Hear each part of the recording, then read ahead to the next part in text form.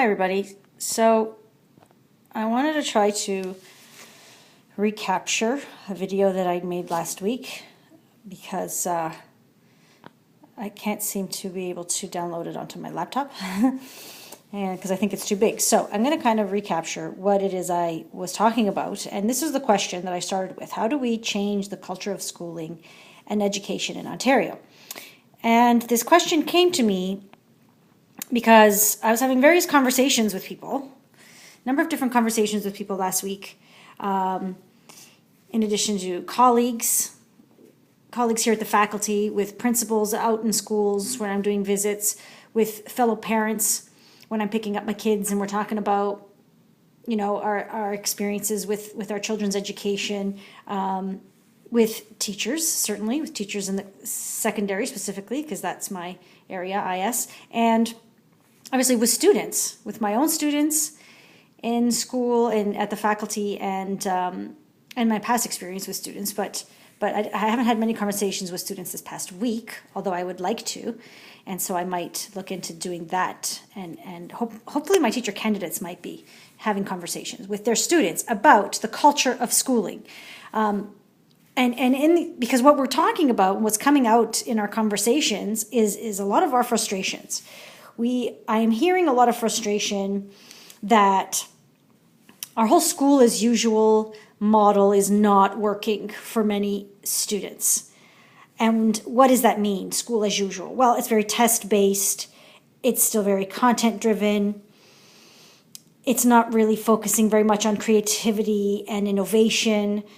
We're having students doing a lot of regurgitation, memorization, not quite sure how exciting school is for some of our children / students. I had one conversation with a mother who's very adamant about how she feels the current model is eroding her son's self-confidence, her words.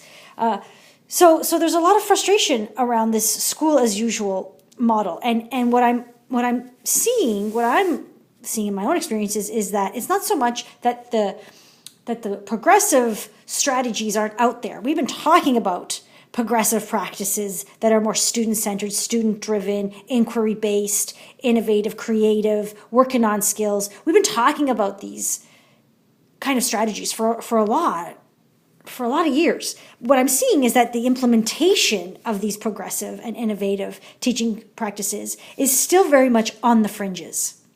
Okay, I'm really seeing that these are one-off teachers, maybe the lone rangers of teaching, I call them. These people who are doing some really creative things with their students, but they're doing it in silos, very much independent, in isolation. Spent a day today in a CERC classroom in Dufferin Peel, and it was brilliant what this teacher was doing in terms of how she structured her classroom, how it was very responsive to student needs, and that it's kind of, she's doing it kind of on her own. So what gives here? What gives? Because we're still doing a lot of this. I'm seeing the mainstream classroom is still very much about this, the covering of content. And there's a lot of really excellent teachers who are well-meaning and doing their best and thinking that this is absolutely what they should be doing. But as a result, we're still just playing the game of school.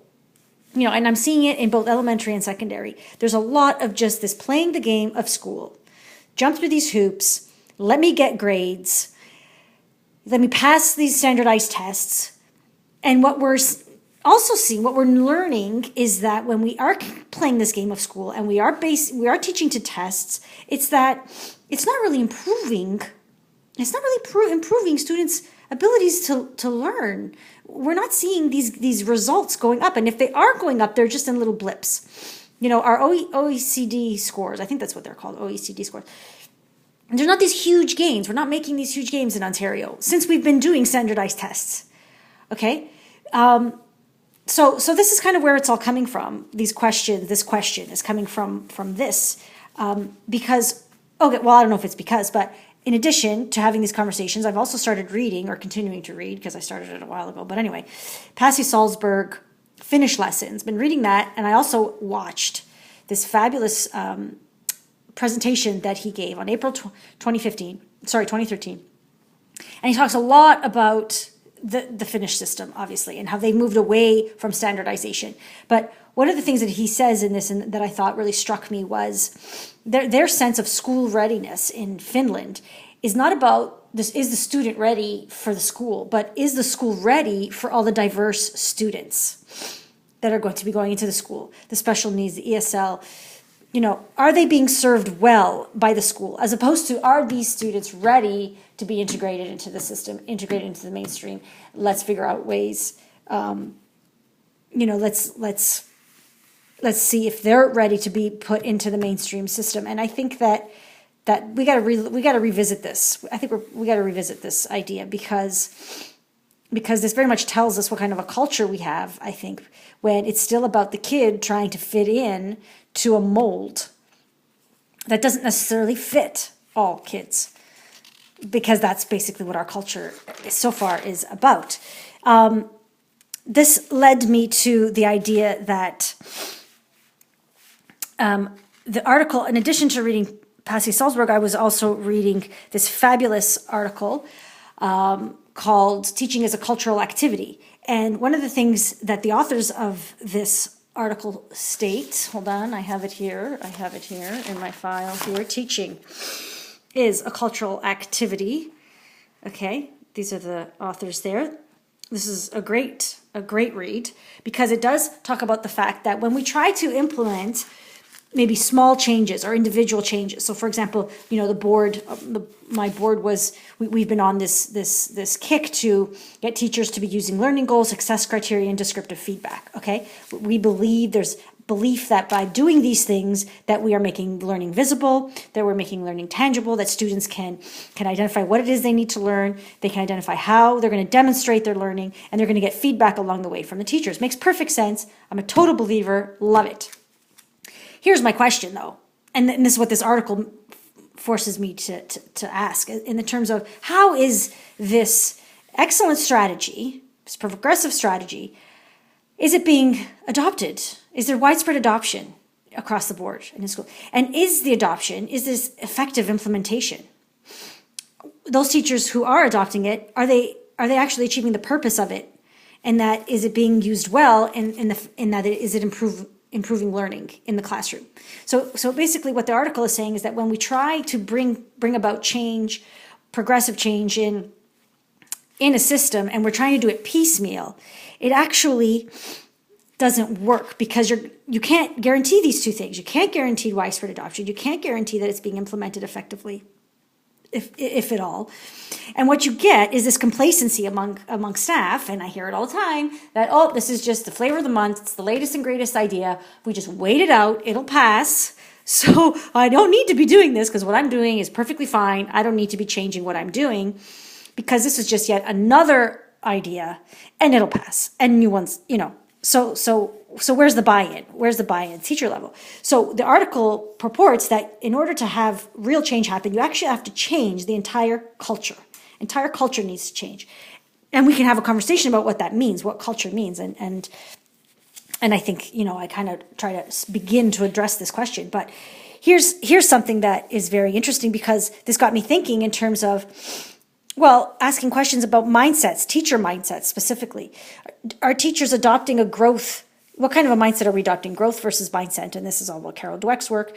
But in conversation with my colleague, Michelle Kubeka, we talked a lot about how one of the fundamental things that we need to change about our system is that currently we believe our system is based on a deficit-based model. So it's about what the kids can't do and helping to build them up in terms of their skills and their knowledge. Whereas we think that it needs to shift to an asset-based and asset/talent-based model, where we need to be seeing kids come in and automatically and diagnose them for their strengths and learn how to build on their strengths. Not find out what they don't know and filling gaps, but finding out what they do know, what they can do, and building strength. So that's an interesting concept that I thought maybe we need to kind of look at that. How do we flip that? Another thing is how we're using assessment. This is also a really big piece. And are we using assessment in terms of in punitive ways? Again, the deficit model. Oops, you didn't get that. Oops, you didn't achieve that mark.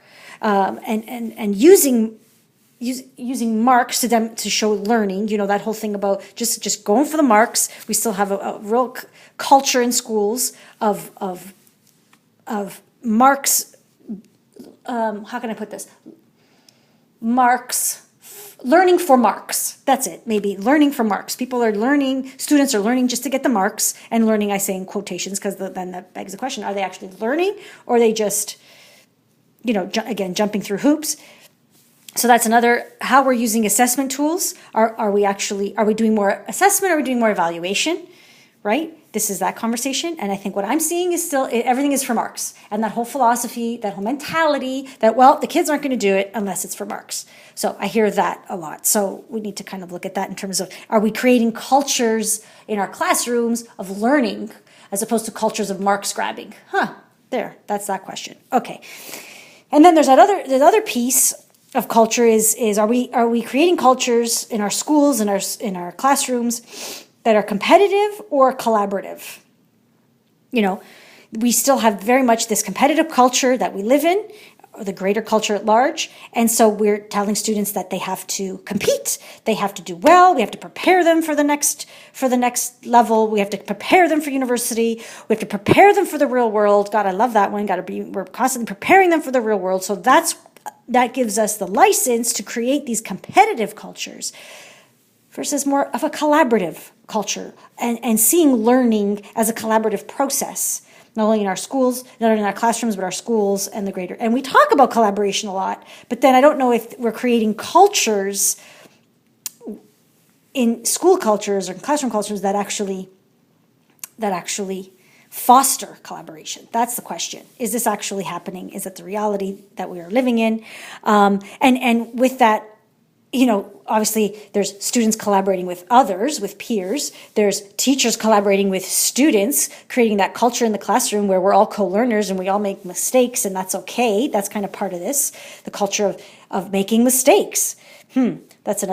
That goes back to the assessment attitude towards assessment. But then the other piece is, our teachers collaborating with other teachers, because we can talk the talk, but are we walking the walk? Are teachers collaborating in meaningful ways with other teachers? Are they given the time, the space, the resources to be collaborating in very meaningful ways? And what I'm seeing, and what my colleagues are seeing in conversations, is that no, this is not the norm.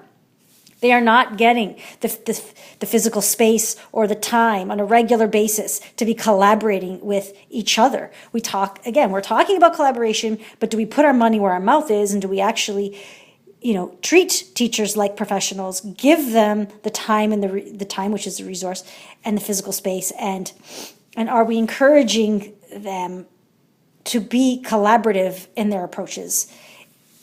This is the question. This is what we got to be asking. Are we creating these cultures in our schools? Or is it very top down? You got to just do what I'm telling you to do.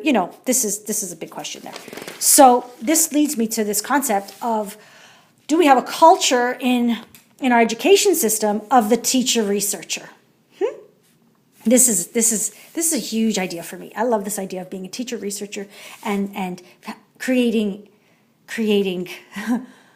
teachers who see themselves as people who are constantly learning about how to teach, constantly developing their skills, constantly developing their theoretical and their scholarly readings and writings and producing. Oh, did I go off with my camera there? So teachers who are, so one of the things I've been noticing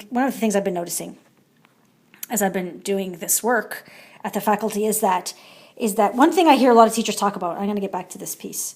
In a second, is that in pre-service, what I'm hearing a lot of my teacher candidates say is that they got a lot of theory, but they're not getting enough practice. And the practice that they're seeing is not necessarily tied to the theory, right? So there's this disconnect between practice and theory. They're getting a lot of this, but they're not getting enough of this in terms of the quantity and even in the quality of the practice that they're seeing in the field, is that it's not necessarily supporting the theories that they're learning. So what they talk about what Pasi Salzberg talks about in Finland is that they have these training schools, okay, so that they actually have Okay, I'll get back to the training schools in a second. So that's one issue. That's one thing that we're talking about. And then on the reverse side is that when teachers become practicing teachers, they're in the field, how much of their learning is all practical, but how much of it is theoretical? How much are they actually going back and reading the latest theories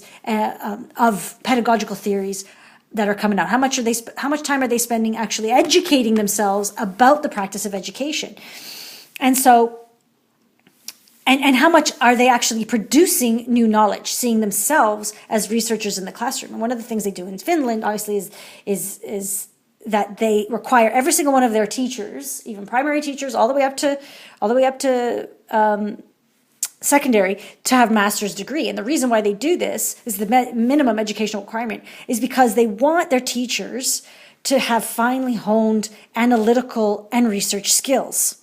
Right? They want their teachers to be able to think critically and produce new ideas with respect to pedagogy, because if they really do believe that teachers are the experts, then we need to be giving them the skills that they need to create new knowledge.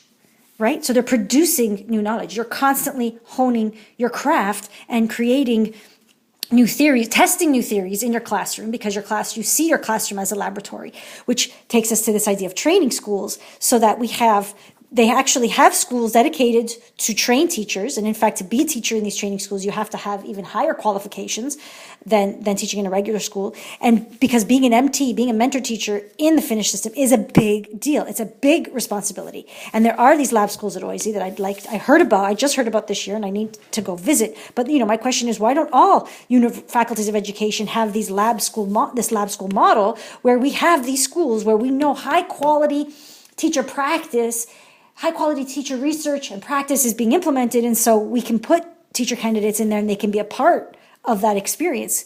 Right, so you have the best and the brightest, the most committed. Oh, and that's the other piece. The other piece is that in Finland, they have very, very high standards to get in to the faculties of education, and so there's a culture there that really respects teachers, really respects the profession of teaching, as it's as highly respected as other professional engineers and doctors and lawyers, et cetera, et cetera.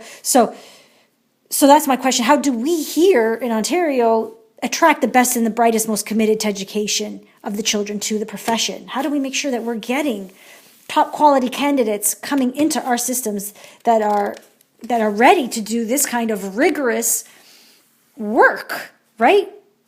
We got to have people, we got to create this culture of research and learning about our profession and about our craft and what we do. I keep calling it a craft, and I'm not sure if that's accurate.